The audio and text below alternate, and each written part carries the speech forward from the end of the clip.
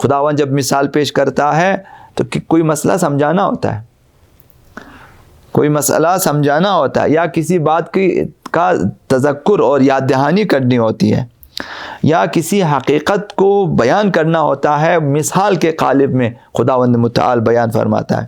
لہذا مثالیں بہت عظیم ہوتی ہیں، اگر ہم مثالوں کے ذریعہ سمجھانا چاہیں تو ہم بہت بڑی کامیابی کے ساتھ آگے جا سکتے ہیں۔ آغا قراءتی کا ایک بہت بڑا ہنر یہ ہے کہ وہ مثالیں دے دیتا ہے، ہمیشہ مثال دے دیتا ہے، اور ان کی مثالوں کی کتابیں لکھی ہوئی ہیں۔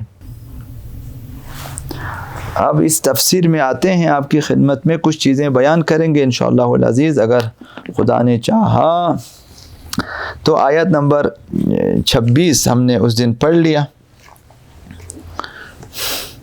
ان اللہ لا، بسم اللہ الرحمن الرحیم، ان اللہ لا یستحیی ان یضرب مثلا ما بعوضۃ فما فوقها۔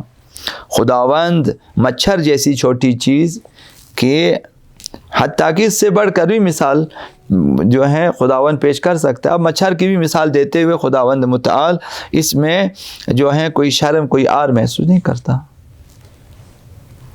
قطعاً خداوند جھجکتا نہیں ہے کہ مچھر کی مثال دیں۔ خدا تو اتنا بڑا خدا اور اتنی بڑی ہستی، مچھر کی مثال، کوئی بڑی مثال لے کر آئیں آپ۔ خداوند فرماتا ہے ان اللہ لا یستحیی، خدا کو اس بات میں کوئی پرواہ نہیں ہے کسی کو مچھر کی مثال دیں۔ لوگ سمجھتے ہیں مچھر کوئی چھوٹی سی چیز ہے، لیکن مچھر بہت بڑی چیز ہے، انسان نہیں بنا سکتا، یہ انسان کی کمزوری ہے، ایک مچھر نہیں بنا سکتا انسان۔ خداوند متعال کی مخلوقات ایسی ہے کہ خود خدا ہی بنا سکتا ہے، کوئی اور نہیں بنا سکتا اسے، حتیٰ کہ وہ مچھر ہی کیوں یا اس سے بھی چھوٹا۔ فَأَمَّا الَّذِينَ آمَنُوا فَيَعْلَمُونَ أَنَّهُ الْحَقُّ مِنْ رَبِّهِمْ۔ اب اس بارے میں بھی عرض کیا کہ جب خداوند کوئی مثال پیش کرتا ہے تو نیچے جو انسان ان کی دو قسمیں ہوتی ہے، کچھ لوگ مؤمنین ہوتے ہیں، ایماندار، وہ لوگ فَأَمَّا الَّذِينَ آمَنُوا فَيَعْلَمُونَ أَنَّهُ الْحَقُّ، چونکہ خدا کی طرف سے ہے تو یہ لوگ سمجھتے ہیں کہ برحق ہے، چونکہ خدا کی طرف سے تو حق ہے، ایمان لے کر آتے ہیں۔ وَأَمَّا الَّذِينَ كَفَرُوا فَيَقُولُونَ مَاذَا أَرَادَ اللَّهُ بِهَذَا مَثَلًا، جو لوگ کافر ہیں وہ یہ کہتے ہیں خدا نے اس کیا ارادہ فرمایا ہے، کیا کہنا چاہتا ہے خداوند اتنی مثالیں مچھر کی مثال دے کے، مکھی کی مثال دے کے، خداوند کیا ثابت کرنا چاہتا ہے؟ اعتراض کرتے ہیں۔ يُضِلُّ بِهِ كَثِيرًا وَيَهْدِي بِهِ كَثِيرًا، جب خداوند کوئی مثال وغیرہ پیش کرتا ہے انسانوں میں تو کچھ لوگ گمراہ ہو جاتے ہیں ان مثالوں کے، ان آیات کے ذریعہ، اور کچھ لوگ ہدایت حاصل کرتے ہیں۔ وَمَا يُضِلُّ بِهِ إِلَّا الْفَاسِقِينَ، لیکن گمراہ کون ہوتے ہیں؟ وہ جو فاسق ہیں، وہ ایمان نہیں لاتے۔ لہٰذا جو ہے خداوند متعال قرآن میں کافی جگہوں پہ مثالیں دی ہیں، لوگوں کے لیے مثال پیش کرتا ہے، ہر طرح کی مثال۔ مثلا وَلَقَدْ ضَرَبْنَا لِلنَّاسِ فِي هَذَا الْقُرْآنِ مِنْ كُلِّ مَثَلٍ، خداوند فرماتا ہے سورہ روم میں کہ خداوند متعال نے ہر طرح کی مثالیں دی ہیں قرآن مجید میں۔ خداوند خود فرماتا ہے ہم نے قرآن میں ہر طرح کی مثالیں دی ہیں۔ تو ان مثالوں کو کم نہیں سمجھنا چاہیے، کیونکہ علماء ان کی حقیقت، یعنی علماء، فقہاء، عرفاء، اولیاء الہی ان کی حقیقت کو سمجھتے ہیں، درک کرتے ہیں، تو ان کے لیے بہت بڑی چیز ہوتی ہے۔ وَتِلْكَ الْأَمْثَالُ نَضْرِبُهَا لِلنَّاسِ وَمَا يَعْقِلُهَا إِلَّا الْعَالِمُونَ، ہم نے تو لوگوں کے لیے مثالیں دی ہیں لیکن صرف علماء، فقہاء، دانشور سمجھتے ہیں، باقی لوگ نہیں سمجھتے۔ باقی لوگ کیا کچھ بھی نہیں سمجھتے کہ مچھر کی مثال کیا کرنا، مچھر کی مثال اس سے آگے وہ بڑھ ہی نہیں سکتے، ان کی عقلیں کام نہیں کرتی۔ تو کچھ لوگ ایسے ہوتے ہیں صرف دانشور، دانشمند، صاحبان علم سمجھتے ہیں، اور مثال کے اندر تذکر، تفہیم، تعلیم، بیان اور حقائق سے پردہ برداری پوشیدہ ہوتی ہے۔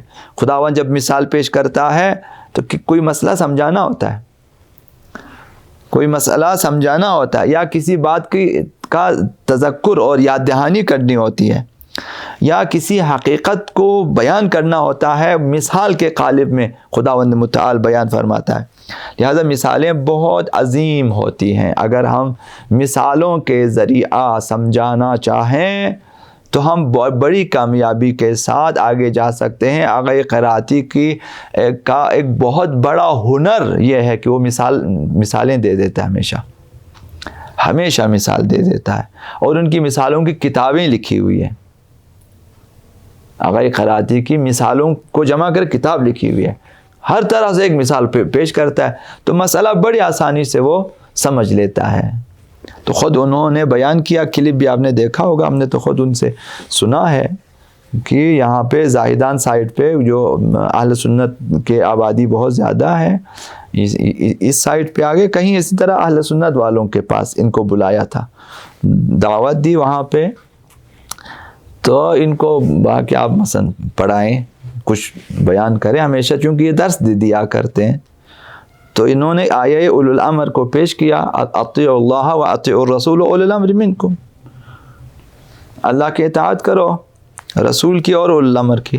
تو انہوں نے بڑی سادگی سے کہ اللہ تو معلوم ہے اور رسول بھی پتہ ہے، وہ جو پتہ نہیں وہ اولو الامر ہے کہ یہ کون ہے، اولو الامر کی اطاعت کرو. تو اہل سنت جو ہیں وہ ہمیشہ کہتے ہیں جو بھی ہو، حتیٰ کہ اس دن احادیث بھی یہاں لوگوں دوستوں کے سامنے عرض کیا، ان میں بعض علماء نے لکھا کہ اگر کوئی شخص زور زبردستی بھی حکومت قائم کرے تو اس کی اطاعت بھی واجب ہے. یعنی کوئی ڈنڈے کے زور پر بھی آئے ہیں، فوجداری کے ذریعہ بھی آ گئے، لشکر کشی بھی کر کے آئے ہیں اور حکومت قائم کرے، اس کی اطاعت واجب ہے.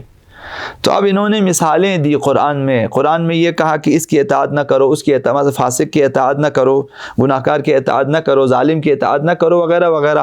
تو انہوں نے کہا یہ سارے نہ کرو کو اب نکالیں تو آگے رہ جاتا ہے معصوم کی اطاعت کرو. یعنی انہوں نے اس طرح سے، تو انہوں نے مثالیں دی دودھ کی کہ اگر آپ کو ڈاکٹر کہیں کہ آپ نے یہ چیزیں نہیں کھانی ہے، تو آپ کو کبھی کہا جاتا ہے لبنیات مثلا، یعنی کیا؟ تو اس میں آپ نے مکھن بھی لبنیات میں شامل ہیں، دہی بھی اس میں شامل ہیں، لسی بھی اس میں شامل ہیں، بہت ساری چیزیں. تو ان کو نکالو تو آگے خالص دودھ رہ جائے گا، باقی چیزوں کو آپ نے نہیں کھانا ہے. تو اس طرح سے انہیں خالص، اس طرح کی مثالیں وہ یہاں بھی پیش کیا تھا، اگر آپ کو یاد ہو، یہاں جامعہ میں بھی آغا قراتی آئے تھے، درس بھی دیا تھا اور یہی درس دیا تھا. تو علماء ایسے ہوتے ہیں. اب ان کی کتاب ہے تمثیلات مہدوی، امام زمان کے بارے میں بھی ان کی کتاب ہے جس میں مثالیں پیش کی گئی ہیں. تو یہ خداوند متعال بھی قرآن مجید میں من کل مثل، ہر مثال، ہر طرح کی مثال خداوند پیش کرتا ہے. تو ان مثالوں کو معمولی نہیں سمجھنا چاہیے.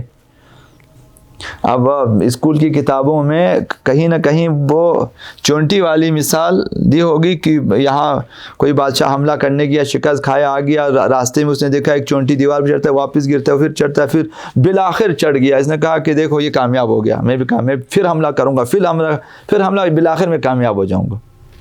مثال. تو اس چھوٹی سی مثال سے وہ سمجھ جاتا ہے کہ مجھے کیا کرنا چاہیے.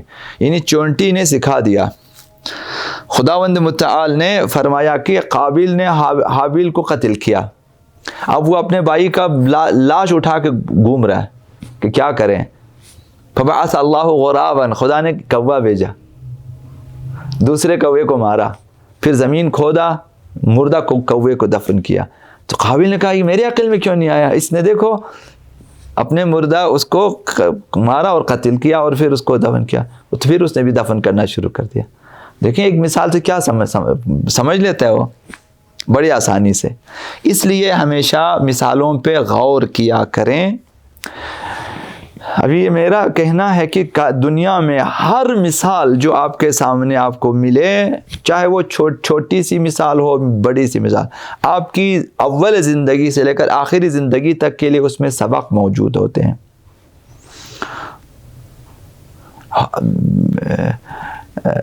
بینکوں میں سال میں 1 دن 2 دن 3 دن کلوزنگ ہوتی ہے ان کی.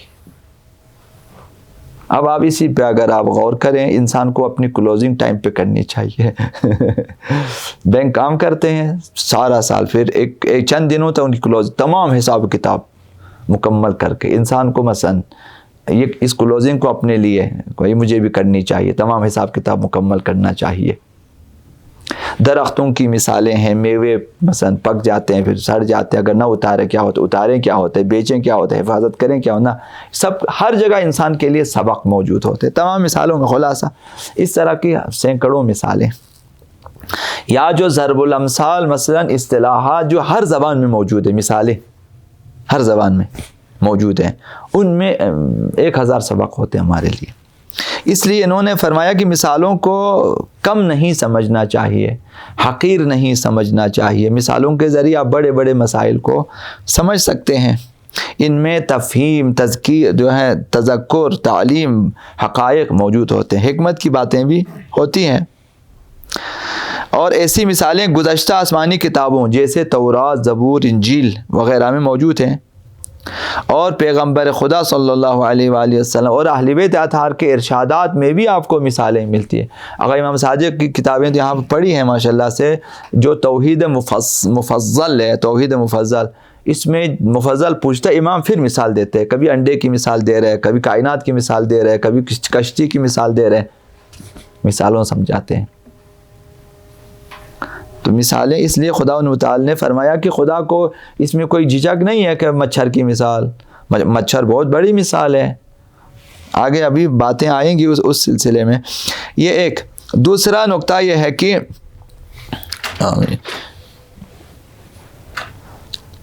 اسلام کے مخالفین میں سے بعض قرآن کی ان مثالوں کا منطقی جواب دینے اور منطقی عکس العمل کرنے سے قاصر رہے۔ قرآنی مثالوں کو بہانہ بنا کرتے ہیں خدا کی شان اس سے کہیں اونچی ہے کہ ویسے حیوانات کی مکڑی، مچھر، مکھی، ان کی مثالیں دیتا ہے کہ یہ خود انہیں وہ سمجھتے ہیں کہ جب خدا بڑا ہے تو مثالیں بڑی دینی چاہیے، بڑی مثالیں دے تمہارے عقل میں نہیں آئے گی، تمہارے سمجھ میں نہیں آئے گی۔ خداوند ہمیشہ لوگوں کی سمجھ کے مطابق، بہرحال لوگ اعتراض کرتے ہیں۔ سورہ عنکبوت کی آیت نمبر 41 میں غیر الہی طاقتوں کی تشبیہ ایک مکڑی کے جال سے دی گئی ہے۔ ان اوہن البیوت لبیت العنکبوت، اور بدترین آواز کے لیے گدھے کی مثال دی خدا متعال نے۔ طاغوتی طاقتوں کے لیے کہا کہ یہ لوگ جو ہیں مکڑی کے جالے کی طرح ہیں، بہت کمزور ہوتے ہیں، چونکہ ان کی پشتبانی میں ایمان نہیں ہے، اعتقاد نہیں ہے اور خدا نہیں ہے۔ تو ہمارے ایک جنبی استاد ہوتے تھے مدرسے میں، خود بھی شاگرد ہمیں پڑھاتے بھی تھے، بہت عابد زاہد بہت تھے۔ انہوں نے کہا کہ دیکھو ہمیشہ یاد ہے خدا بھی کچھ کر سکتا ہے، ہمارے پیچھے خدا ہے اس لیے ہمارے دل مضبوط ہوتے ہیں، ان کے پیچھے خدا نہیں ہے۔ تو جنگوں میں پیغمبر اسلام کے زمانے میں انہوں نے اپنے بتوں کے نام لے کر کہا کہ تمہارے پاس لات نہیں ہے، عزات نہیں ہے، منات نہیں ہے نا، اس طرح ہمارے پاس بڑے بڑے بت ہیں، تمہارے پاس نہیں ہے۔ پیغمبر اسلام نے کہا تم بھی کہو اللہ مولانا ولا مولا لکم، ہمارے پاس خدا جیسا مولا موجود ہے، ہمارے پاس وہ نہیں ہے۔ تو پشتبانی ہوتی ہے، اس وجہ سے جو ہمیشہ مومن مسلمان ہمیشہ پیش قدم ہوتے ہیں، آگے بڑھتے ہیں۔ دوسرے لوگ مکڑے کی جالے کی طرح ہیں، پس پش میں ڈالر ہو تو ہو ورنہ پھر ناکام ہو جاتے ہیں، ان کی ہوا نکل جاتی ہے، چونکہ اعتقادات بہت کمزور ہوتے ہیں۔ اس لیے فرمایا کہ ظالمین کی مثال، طاغوتوں کی مثال مکڑی کے جالے کی مثال ہے، خداوند مثال دے دیتا ہے۔ اور اسی طرح سے خداوند ان انکر الاصوات صوت الحمیر، بدترین آواز کی مثال گدھے کی مثال ہے۔ مثلا انسانی زندگی میں گدھے کی آواز بہت ناپسندیدہ ترین آوازوں میں شمار کیا گیا ہے۔ اب ان میں بھی غور کرنے سے ہزار باتیں ہمیں سمجھ میں آ سکتی ہیں۔ اور وہ کہتے ہیں کہ ایسی مثالیں خداوند متعال کے مقام کے ساتھ سازگار نہیں ہے۔ بھائی آپ کیا باتیں کرتے ہو؟ اگر آپ کو یاد ہو، اس وقت شاید آپ لوگ اس طرف نہیں آتے تھے، ایک دفعہ حضرت آیت اللہ سید سعید آئے تھے، کراچی آئے تھے، عراق کے، جو ابھی چند سال 3-4 سال پہلے فوت ہو چکے ہیں، آیت اللہ سید سعید حکیم، یہیں پہ آئے اسی برگاہ میں نماز پڑھائی انہوں نے، اس کے بعد درس دیا عربی میں درس دیا۔ اب تو ہمارے لوگ کیا سمجھیں گے، اور عربی میں ٹوٹل درس سورہ احمد تھا کہ نماز میں سورہ احمد اس طرح پڑھنی چاہیے آپ کو۔ اب وہ بڑے درس بھی تو دے سکتے تھے، لیکن کہا کہ نماز اس طرح پڑھے، اس طرح پڑھے، یہ صحیح ہونا چاہیے، وہ صحیح ہونا چاہیے، صحیح ہونا چاہیے۔ یہی مثالیں بیان کرتا ہے، چھوٹی چھوٹی مثالیں۔